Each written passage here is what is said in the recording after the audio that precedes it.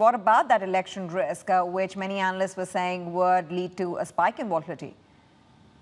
Yeah, what worries me though, I've been doing this for 22 years, and I think when you get so many people on one side of the boat, like you're saying right now, I think a lot of people, why we're seeing those money market balances tick up, are really trying to get ahead of that election, and so they're moving on the side with the anticipation that once the election comes down, we're going to get this big dip to the downside.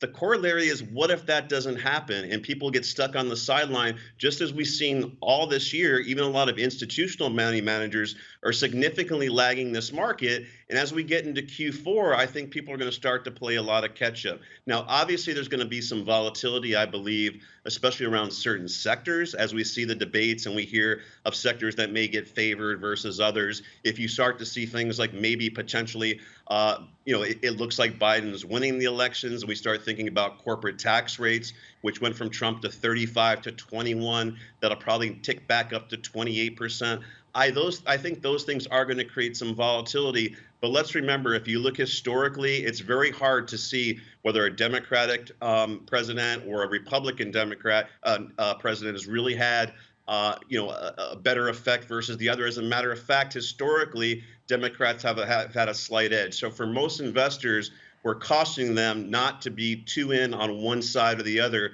versus who they think is going to win this election.